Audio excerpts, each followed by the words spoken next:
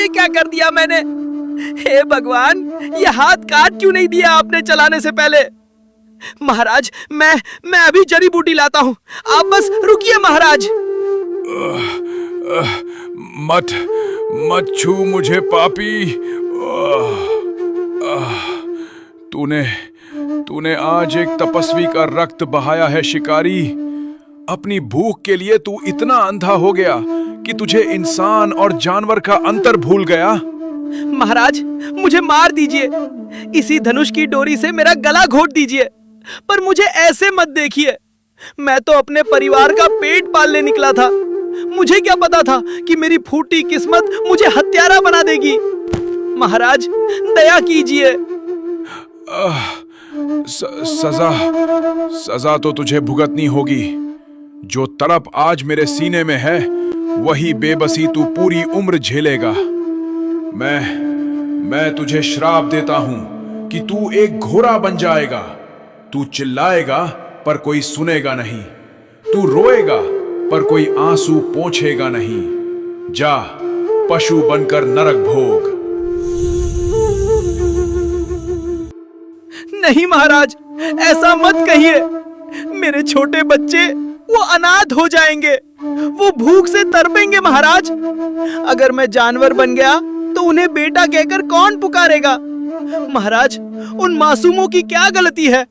मुझे माफ कर दीजिए। साधु की सांसें उखड़ रही हैं, उनका शरीर ठंडा पड़ रहा है। शिकारी की रोने की आवाज सुनकर उनका कलेजा एक पल को पसीजता है। सुन, अगर तूने ये पाप अपने बच्चों के लिए किया था तो मैं तुझे पूरी तरह खत्म नहीं करूंगा। 100 साल बाद एक गरीब और डरपोक इंसान तुझे मिलेगा, वही तेरी मुक्ति का रास्ता बनेगा। 100 साल? महाराज, तब तक तो सब खत्म हो जाएगा। मैं कहां जाऊंगा? तुझे उसे लेकर काली गुफा के उस पार, उस डरावने जंगल के बीच जादुई तालाब तक जाना होगा। अगर वो डरपोक तुझे नहला सका तो तू फिर इंसान बनेगा। इतना बोलकर साधु के प्राण पखेरु उड़ जाते हैं।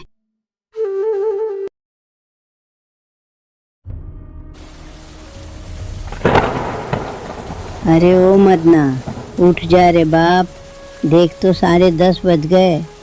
पेट में भूख के मारे चूहे कुश्ती लड़ रहे हैं। उठ जा, जंगल से 2 सूखी लकड़ी ले आ तो चूल्हा जले।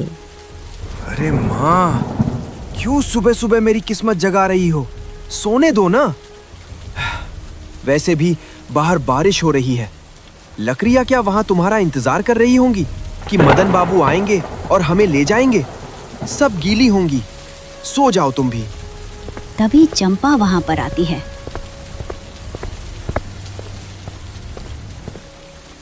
अरे ओ मुझौसा, ओ घर बैठाओ, उठेगा कि दूं एक बेलन खींच के? शर्म नहीं आती? बुढ़िया माँ भूखी कांप रही है और तू यहाँ अपनी सुंडी देख रहा है। अरे मर क्यों नहीं गया तू पैदा होते ही? कम से कम मेरा भात तो बचता। हे चंपा, ये क्या बदतमीजी है? मर्द सोया है तो उसे जगाने का एक सलीका होता है, और तू ये मुंह झौंसा किसको बोली रे? माँ देखो इसे, ये अपने पति को गाली दे रही है। तेरा परलोक बिगड़ जाएगा। परलोक तो मेरा तब बिगड़ा जब तुझ जैसे मिट्टी के ढेले से मेरी शादी हुई। लोग कहते थे लड़का सीधा है। मुझे क्या पता था लड़का सीधा नहीं, साक्षात आलस का खंभा है। अरे ओ निखट्टू, पड़ोस के सुखदेव को देख, भीगते हुए शहर गया है मजदूरी करने, और एक तू है जो बिस्तर में ऐसा धंसा है जैसे फेविकोल से चिपका हो। तो जाना सुखदेव के पास। मना किसने किया? वो शहर गया है, मैं घर की रखवाली कर रहा हूँ। अगर कोई चोर आ गया तो? और सुन चंपा, माँ के सामने जरा जुबान संभाल के, वरना मैं वरना क्या? क्या कर लेगा रे तू? तू तो मक्खी मारने के लिए भी शुभ मुहूर्त देखता है। माँ जी, देखो इस अपने हीरे को। घर में आटा का डिब्बा खाली है, लकड़ी के नाम पर एक तिनका नहीं है, और ये मुझे धमकी दे रहा है। अरे ओ करम जले, अगर आज लकड़ी नहीं आई तो आज रात तुझे ये बिस्तर नहीं, घर के बाहर उस कीचड़ में सोना पड़ेगा। अरे बहू, इतना मत डांट। मेरा बच्चा डरपोक है, बिजली देख के इसकी जान निकल जाती है। डरपोक नहीं माँ जी, ये महाकायर है। अरे तुझसे अच्छी तो वो काली गुफा वाली चुड़ैल है, कम से कम रात भर जागती तो है। तू तो जिंदा लाश है। उठ, भाग यहाँ से, उस जंगल में जा जहाँ काली गुफा है, वहाँ सूखी लकड़ी मिलेगी। और अगर खाली हाथ आया तो अपनी ये खोपड़ी मत दिखाना मुझे। हाय दैया, ये औरत है कि डकैत? काली गुफा भेज रही है मुझे। तुझे पता भी है वहां कितने भूत रहते हैं। अगर उन्होंने मुझे पकड़ लिया तो तू रोएगी, बहुत रोएगी। मैं नहीं रोऊंगी, मैं तो गंगा नहाऊंगी कि बला टली। जा, भूतों से कहना कि मदन आया है, वो खुद डर के भाग जाएंगे तेरा आलस देख के। चल निकल। जा रहा हूं। देख लेना चंपा, अगर मुझे कुछ हुआ तो यमराज से कहूंगा कि सबसे पहले तुझे उठाएं। माँ, दुआ करना, ये तेरी बहू मुझे मरवाने पर तुली है। कैसा कलयुग है, एक मासूम पति को बारिश में धकेला जा रहा है। मदन तुरंत जंगल लकड़ी बिनने निकल गया। वो बहुत देर तक इधर उधर ढूंढा, पर उसे कहीं भी लकड़ी नहीं मिली। हे भगवान, एक तो ये चंपा डायन ने घर से निकाल दिया, ऊपर से ये इंद्र देवता पाइप खोल के बैठ गए हैं। एक सूखी लकड़ी नहीं दिख रही, कहीं मर न जाऊं आज। चंपा, तू विधवा होगी आज, पक्का होगी। वो थोड़ा आगे जाता है। बारिश की बूंदें उसे परेशान कर रही थी, इसलिए मदन को गुस्सा आता है। वो आसमान की तरफ मुक्का दिखाता है और पूरी ताकत से चिल्लाता है, अबे ओए, बंद कर ये पानी का तमाशा। देख नहीं रहा एक मासूम पति भीग रहा है? बंद करो ये बारिश। जैसे ही मदन के शब्द खत्म होते हैं, अचानक सन्नाटा छा जाता है। बारिश की एक बूंद भी नहीं गिरती। बादल वैसे ही हैं, पर पानी रुक गया है। मदन की आंखें फटी की फटी रह जाती हैं। हैं? ये क्या हुआ? क्या मेरी आवाज में इतना दम है? कहीं मैं कोई महात्मा तो नहीं बन गया? मदन को यकीन नहीं होता। वो अपनी छाती फुलाता है और फिर चिल्लाता है, ए बारिश, फिर से शुरू हो जा, मुझे चेक करना है। अगले ही पल झमाझम बारिश फिर से शुरू हो जाती है। मदन के ऊपर बाल्टी भर भर के पानी गिरने लगता है। मदन खुशी से उछल पड़ता है। अरे बाप रे, ये तो रिमोट कंट्रोल वाली बारिश है। चंपा, अब देख तू, तेरा पति अब मामूली मदन नहीं रहा। चलो, बारिश बंद करो। बारिश फिर से एक झटके में रुक जाती है। मदन अब चौर में आ जाता है। वो चारों तरफ देखता है। उसे लगता है कोई उसे देख रहा है। अरे भाई, जो भी मेरी सुन रहा है, बहुत बहुत धन्यवाद। पर सुनो, सिर्फ बारिश बंद करने से काम नहीं चलेगा। घर जाऊंगा तो वो चंपा बेलन लेकर खड़ी होगी। अगर तुम मेरी सुन रहे हो तो क्या मुझे एक गट्ठर सूखी लकड़ी दे सकते हो प्लीज? मदन अभी बोल ही रहा था कि तड़ाक की आवाज के साथ आसमान से एक बड़ा सा गट्ठर, जिसमें एकदम बढ़िया सूखी लकड़ियां बंधी हुई थी, सीधे उसके पैरों के पास आकर गिरता है। अरे ओ तेरी, ये तो होम डिलीवरी हो गई। भाई साहब, आप जो भी हैं, भूत हैं, प्रेत हैं या कोई जिन, बड़े नेक बंदे हैं आप। सच में लकड़ी दे दी, बहुत बहुत शुक्रिया। अब मैं जा रहा हूं, वरना चंपा को लगेगा कि मैं मर गया और वो दूसरी शादी की तैयारी शुरू कर देगी। अगली बार मिलूंगा तो बीड़ी पिलाऊंगा आपको। मदन उन लकड़ियों को लेकर घर आता है। ले पकड़ चंपा, देख ले अपनी आंखों से, ये रही सूखी लकड़ियां। अब चूल्हा जला और खाना बना। और हाँ, अब ज्यादा चप-चप मत करना, दिमाग का फ्यूज उड़ गया है मेरा। अरे ओ मदनवा, सच सच बता, ये लकड़ी कहाँ से लाया? बाहर बाढ़ आई हुई है और तेरी लकड़ी ऐसी है जैसे अभी तवे से उतरी हो। कौन से भूत के घर में डकैती डाल के आया है रे? सच बता, किसके घर से चुरा के लाया है? क्या? चोरी? अरे भाग्यवान, मैं जंगल की काली गुफा तक गया, अपनी जान हथेली पर रख के ये लकड़ियां लाया हूं, और तू कह रही है चोरी की है? हाँ हाँ, चोरी ही तो है। तुझ जैसे डरपोक के बस की बात नहीं है ऐसी लकड़ी लाना। पक्का तूने पड़ोस के मुखिया जी के गोदाम से हाथ साफ किया है। अरे ओ कलमुहे, पहले तो तू बस आलसी था, अब तू चोर भी बन गया। धिक्कार है ऐसी कमाई पे। मोहल्ले में मुंह दिखाने लायक नहीं छोड़ा तूने। बस बहुत हो गया चंपा, तूने मेरी मेहनत को चोरी का नाम दे दिया। साली दिमाग का दही कर दिया है तूने। तुझे लकड़ी मिल गई ना, चूल्हा जलाना और खा लेना, पर याद रख आज तूने मदन के ईमान पर शक किया है। चोरी की लकड़ी से बना खाना मैं नहीं खाऊंगी। तुम चोर हो। ठीक है चंपा, तुझे लगता है ना कि मैं कुछ नहीं कर सकता? तुझे लगता है मैं सिर्फ चोरी कर सकता हूं? तो सुन, आज ये मदन इस घर की दहलीज छोड़ रहा है। अब जब कामयाब हो जाऊंगा, जब अपनी किस्मत खुद लिख लूंगा, तभी इस घर में कदम रखूंगा। अरे जा जा, बड़े आए कामयाब होने वाले। 2 कदम चलेगा तो डर के मारे वापस आ जाएगा। भाग यहाँ से। मदन घर से निकल जाता है और उसी जंगल में पहुंच जाता है जहां उसे सूखी लकड़ियां मिली थी। अबे ओए, कौन है तू? सामने आ। तेरी सूखी लकड़ियों के चक्कर में आज चंपा ने मुझे चोर कह दिया। साले, अगर तू सच में है तो सामने आ और मुझे जवाब दे। अचानक एक रोशनी होती है और एक सफेद घोड़ा बाहर आता है। क्या हुआ मेरे दोस्त, इतना क्रोध? मैं तो तुम्हारी मदद कर रहा था और तुम मदद करने वाले को ही अपशब्द कह रहे हो। मदद? ऐसी की तैसी तेरी मदद की। उस सूखी लकड़ी को देखकर चंपा को लगा कि मैं चोरी करके लाया हूं। उसने मुझे घर से निकाल दिया। तूने मेरी मदद नहीं की, मेरा घर उजाड़ दिया। मदन, थोड़ा दिमाग ठंडा करो। मुझे पता है कि चंपा की कड़वी जुबान ने तुम्हारे कलेजे को छलनी कर दिया है, पर क्या तुम जानते नहीं कि नीम का फल कड़वा होता है पर खून साफ करता है? तुझे कैसे पता कि मैं चंपा से नाराज हूं? और तुझे उसका नाम कैसे पता? तू क्या कोई अंतर्यामी है? हाँ भाई, उसी ने मेरा जीना हराम कर रखा है। क्या कोई ऐसा मंत्र है जिससे उसका गुस्सा खत्म हो जाए और वो मेरी इज्जत करे? इलाज तो है मदन, पर सफर बहुत लंबा और खौफनाक है।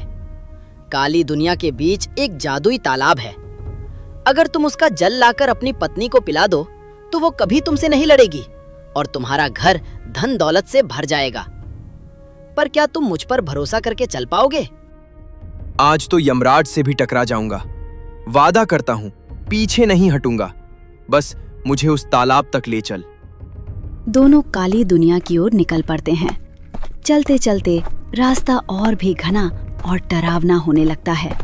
अचानक रास्ते के बीचों बीच एक बेहद खूबसूरत स्त्री दिखाई देती है। उसकी सुंदरता ऐसी कि मदन की आंखें फटी की फटी रह गईं। ओ परदेसी, क्या तुम मेरी मदद कर सकते हो? मैं इस जंगल में अकेली भटक गई हूँ। अरे, आपकी मदद तो कोई भी कर देगा। आप इतनी खूबसूरत हैं। बोलिए, क्या सेवा करूं? क्या तुम मुझसे शादी करके मुझे इस जंगल से ले चलोगे? मैं तुम्हें बहुत खुश रखूंगी। शादी? बिल्कुल। अरे वो चंपा डायन तो मुझे रोज कोसती है। तुम्हारे जैसी अप्सरा मिल जाए तो क्या बात है। पप्पू घोड़ा समझ जाता है कि ये एक छलावा है। वो मदन को सच्चाई दिखाना चाहता है। मदन, ठहर जाओ। तुम्हें लगता है कि चंपा तुम्हें प्यार नहीं करती? जरा ये देखो। हे जादुई आईने, प्रकट हो और इसे इसकी पत्नी का असली चेहरा दिखा। अचानक हवा में एक आईना प्रकट होता है। आईने में मदन देखता है कि चंपा घर के कोने में बैठकर बिलख बिलख कर रो रही है। हे भगवान, मुझसे गलती हो गई। मैंने अपने मदन को चोर कह दिया। मैं करवा बोलती हूँ भगवान, पर मैं उसके बिना मर जाऊंगी। उसे सही सलामत वापस भेज दो। मैं उसे कभी नहीं डांटूंगी। मदन, तुम जहां कहीं भी हो वापस आ जाओ। चंपा, मेरी चंपा। अरे ओ सुंदरी, तू हट यहां से। मेरी चंपा के आगे तू कुछ भी नहीं है। वो भले ही मुंह की गंदी है, पर दिल की सोने जैसी है। मैं तुझसे शादी नहीं कर सकता। इतना सुनते ही वह सुंदर स्त्री अचानक भयानक रूप लेने लगी। मूर्ख इंसान, मैं डायन हूँ। जो मुझसे शादी के लिए हाँ कहता है, मैं उसका खून चुस्की मारकर पी जाती हूँ। अरे बाप रे, पप्पू भाई बचाओ, ये तो खून पीने वाली मशीन निकली। घबराओ मत मदन। ए डायन, अगर तुझे खून ही पीना है और शादी ही करनी है तो मेरे दोस्त को छोड़ दे। मैं तुझे एक ऐसा वर ढूंढ कर दूंगा जो तेरे लायक होगा। तब तक तू हमारे साथ चल। अगर तूने झूठ बोला तो मैं तुम दोनों की हड्डियां चबा जाऊंगी।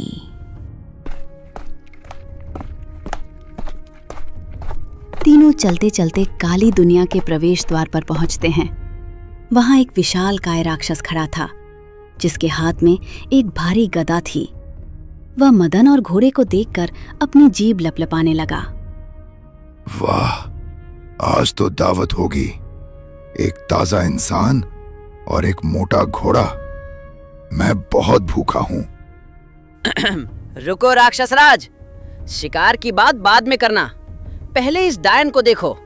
ये तुम्हारे लिए शादी का प्रस्ताव लाई है। क्या तुम एक शक्तिशाली राक्षसी से शादी नहीं करना चाहोगे? शादी? ये डायन मुझसे शादी करेगी? अरे राक्षस जी, आप इस ब्यूटी क्वीन को क्या जानते हो? इसे कोई हरा नहीं सकता। पर क्या आपको लगता है कि आप इसके लायक हो? आप तो इसके सामने चूहे जैसे लग रहे हो। क्या मैं चूहा? ए डायन, अगर तूने मुझसे शादी नहीं की तो मैं तुझे और इन दोनों को अभी कच्चा खा जाऊंगा। मदन, तुम ठीक कह रहे हो। ये राक्षस मुझे नीचा दिखा रहा है। इसे तो मैं ऐसी जगह ले जाऊंगी जहां से ये कभी नहीं लौटेगा। ए राक्षस, चल मेरे साथ। अगर हिम्मत है तो मुकाबला कर। राक्षस और डायन आपस में भिड़ गए। डायन ने अपनी मायावी शक्तियों से राक्षस को हवा के बवंडर में लपेट लिया और उसे उड़ाकर कहीं दूर ले गई। मदन, यही मौका है। भागो भागो, जितनी जल्दी भाग सकते हो, इससे पहले कि वो डायन वापस आ जाए। अरे भागो भाई, आज तो बाल बाल बचे। पप्पू, तू तो बड़ा खिलाड़ी निकला रे। वे दोनों तुरंत वहां से भाग निकलते हैं और काफी दूर तक जाते हैं और रात हो जाती है। वे तालाब के करीब थे, तभी वहां उस जंगल का रक्षक वृक्षराज प्रकट होता है। ठहरो नश्वर जीव, मैं हूं वृक्षराज, इस शून्य वन की सीमा का पहरेदार। यहां से आगे न कोई गया है न कोई जाएगा, जब तक कि वो मेरे 3 सवालों की बलि न चढ़ा दे। अरे बाप रे, ये तो बोलने वाला पेड़ है। पप्पू भाई, ये तो हमें यही खाद बना देगा। भागे क्या? भाग नहीं सकते मदन। वृक्षराज की जड़ें पूरे जंगल में फैली हैं। हमें इनके सवालों का जवाब देना ही होगा। वृक्षराज, पूछिए अपने सवाल। सावधान, अगर जवाब गलत हुआ तो तुम दोनों यहीं टहनी बनकर लटक जाओगे। मेरा पहला सवाल, वो क्या है जो पैदा तो उजाले में होता है लेकिन रोशनी उसे देखते ही मार देती है? उजाले में पैदा होता है और रोशनी उसे मार देती है। क्या वो चंपा का गुस्सा है? नहीं नहीं, वो तो अंधेरे में भी जलता रहता है। दिमाग लगाओ मदन, ये कोई कुदरती चीज है। अरे समझ गया, परछाई। महाराज, परछाई धूप में ही बनती है, लेकिन अगर उस पर टॉर्च मारो या चारों तरफ से रोशनी कर दो तो वो गायब हो जाती है। बोलो, सही है कि नहीं? बच गए बालक, सही जवाब है। अब दूसरा सवाल सुनो, जो थोड़ा कठिन है। एक पिता के 2 बेटे हैं, एक हर वक्त सोता है फिर भी चलता रहता है और दूसरा हर वक्त जागता है पर अपनी जगह से नहीं हिलता। बताओ, वो दोनों कौन हैं? मदन का सिर घूमने लगा। पप्पू घोड़ा भी कुछ सोच में पड़ गया। एक सोता है पर चलता है और एक जागता है पर हिलता नहीं। ये कैसा अतरंगी खानदान है भाई। मदन, अपनी गरीबी और टूटे हुए घर के बारे में सोचो। चक्की देखी है कभी? अरे अरे महाराज, इसका जवाब है चक्की के 2 पार्ट। नीचे वाला पत्थर जागता रहता है पर हिलता नहीं, और ऊपर वाला पत्थर सोता रहता है पर गोल गोल घूमता रहता है। अद्भुत। एक मूर्ख दिखने वाला इंसान ऐसे जवाब कैसे दे रहा है? खैर, अब आखिरी सवाल। इसका जवाब अगर नहीं दिया तो तुम यहीं मिट्टी बन जाओगे। ये सवाल आज तक किसी ने नहीं सुना। वो कौन सी जेल है जिसमें कैदी तो आजाद है, लेकिन जेल खुद कैद में है, और उस जेल का दरवाजा सिर्फ एक बार खुलता है, दोबारा कभी नहीं। पप्पू भाई, ये तो जेल वेरी की बात कर रहा है। मैंने तो कभी पुलिस स्टेशन भी नहीं देखा। महाराज, क्या इसका जवाब अंडा है? नहीं, वो जेल आजाद नहीं होती।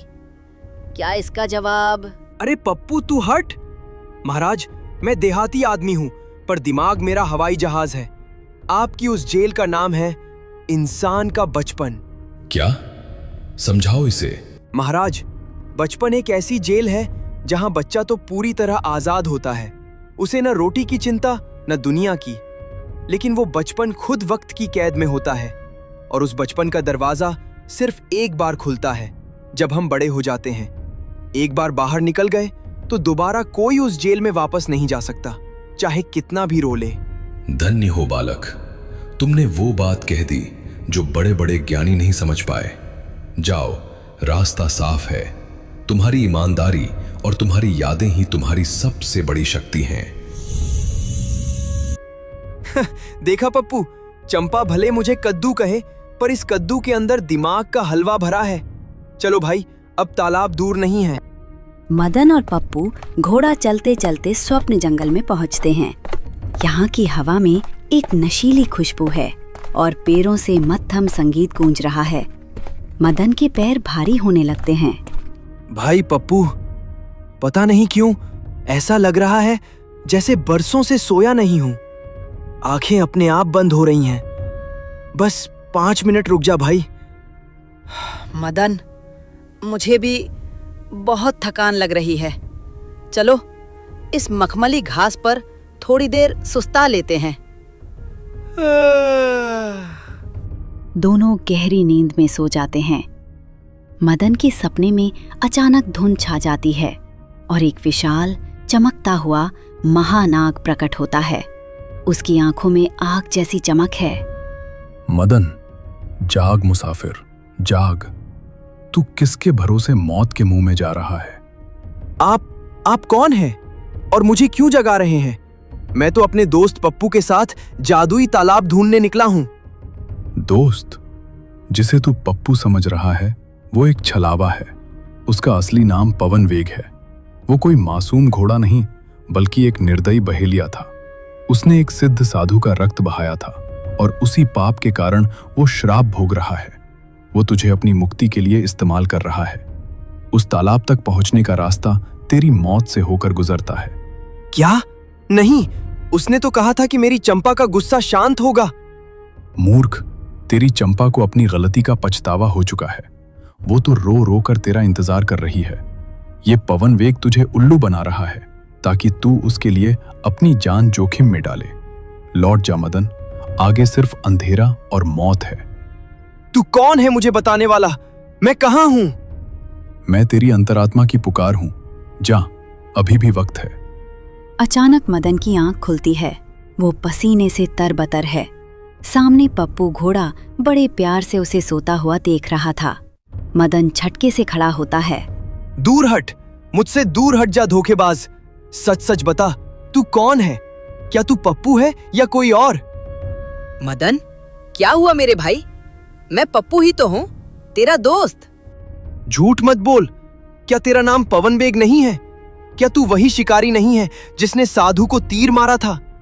तू मुझे अपनी मुक्ति के लिए बलि का बकरा बना रहा है ना? तू कायर है। तूने मेरी चंपा के प्यार का फायदा उठाया। हाँ मदन, तुमने सच जान लिया। मैं ही वो पापी पवन वेग हूँ। मैंने ही उस महान आत्मा का लहू बहाया था। क्यों किया ऐसा? मैंने तुझ पर भरोसा किया, तुझे अपना भाई माना, और तू मुझे मौत के कुएं में धकेल रहा था। मदन, श्राप की आग बहुत भयानक होती है। 100 साल, पूरे 100 साल मैं उस जंगल में अपनी बेबसी पर हिनहिनाता रहा। लोग मुझे मारते, पत्थर फेंकते, पर मैं अपना दर्द किसी से कह नहीं सकता था। जब मैंने तुम्हें देखा तो मुझे अपनी मुक्ति की एक किरण दिखी। हाँ, मैं स्वार्थी हो गया था। पर मदन, क्या मुझे जीने का अधिकार नहीं? क्या एक भूल के कारण मैं कभी इंसान नहीं बन सकता? मेरे भी बच्चे थे, मेरी भी पत्नी थी। 100 साल बीत गए, पता नहीं वे किस हाल में होंगे या मर गए होंगे। मैं बस एक बार, आखिरी बार फिर से इंसान बनकर जीना चाहता हूँ। मदन, अगर तुम चाहो तो मुझे यहीं मार डालो, मैं भागूंगा नहीं। मदन का गुस्सा धीरे धीरे शांत होने लगता है। वो पवनवेग की आंखों में वही दर्द देखता है जो उसने अपनी माँ की आंखों में देखा था, अकेलेपन और मजबूरी का दर्द। पवनवेग, तूने मुझसे झूठ बोला, मेरा दिल तोड़ा। पर एक बात बता, अगर तू सही हो गया तो क्या तू फिर से शिकार करेगा? कभी नहीं मदन, मैं तो घास का तिनका भी नहीं तोड़ूंगा। मैं बस प्रायश्चित करना चाहता हूँ। चल मेरे दोस्त, तूने गलती की थी, पर 100 साल की सजा बहुत होती है। तूने कहा था ना कि वो इंसान गरीब होगा पर डरपोक भी होगा। हाँ, मैं डरपोक हूं, पर अपनों को धोखा देने वाला नहीं। चंपा मुझे मिल जाएगी, पर तुझे तेरा जीवन मिलना जरूरी है। तुम अभी भी मेरे साथ चलोगे? बिल्कुल चलेंगे। अब हम स्वार्थ के लिए नहीं, एक दोस्त को उसकी खोई हुई दुनिया वापस दिलाने के लिए चलेंगे। चलो दोस्त, काली दुनिया का तालाब हमारा इंतजार कर। चलते चलते उस स्थान पर पहुंच जाते हैं जहां हवा ठहर गई थी। सामने एक दिव्य नीले रंग का तालाब था, जिसकी सतह से चांदी जैसी रोशनी निकल रही थी। चारों तरफ सन्नाटा था, जैसे प्रकृति भी उस पल का इंतजार कर रही थी। पप्पू देख, वो रहा तालाब। हम पहुंच गए दोस्त, हमारी मेहनत रंग लाई। घोड़े की आंखों में आंसू भर आए। वो डरा हुआ भी था और खुश भी। उसे यकीन नहीं हो रहा था कि 100 साल का लंबा इंतजार अब खत्म होने वाला है। जा, देर मत कर, जा और उस जादुई पानी में एक डुबकी लगा। मुझे देखना है कि मेरा वो दोस्त कैसा दिखता है जो 100 साल से इस खाल में कैद था। जा पप्पू। घोड़ा धीरे धीरे तालाब की ओर बढ़ा।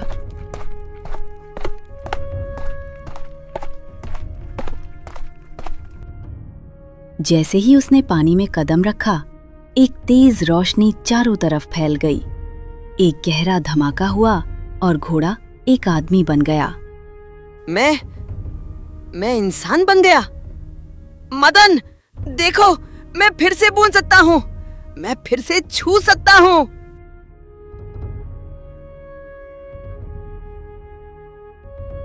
क्या हुआ भाई? अब तो तू आजाद है, फिर ये उदासी क्यों?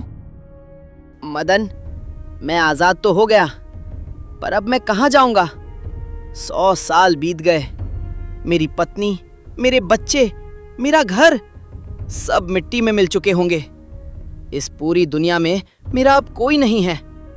मैं इंसान तो बन गया, पर मैं बिल्कुल अकेला हूं। पागल है क्या? किसने कहा तू अकेला है? क्या मैं तेरा भाई नहीं हूं? देख भाई, मेरी माँ है और वो चंपा, जो भले ही कड़वा बोलती है पर दिल की साफ है। अब तू हमारे साथ चलेगा? हमारे घर में 4 रोटियां बनेंगी तो एक तेरी होगी। हम सब एक परिवार हैं। तू पप्पू घोड़ा नहीं, अब मेरा भाई पवनवेग नहीं, पप्पू है। तो दोस्तों, कैसी लगी आपको मदन और पप्पू घोड़े की यह जादुई कहानी? इस कहानी से हमें सीख मिलती है कि क्षमा और दोस्ती दुनिया की सबसे बड़ी शक्तियां हैं। इंसान चाहे कितना भी डरपोक हो, अगर वो ठान ले तो किसी की भी जिंदगी बदल सकता है। और हाँ, आप ये कहानी कहाँ से देख रहे हैं? अपने शहर का नाम नीचे कमेंट्स में जरूर लिखें।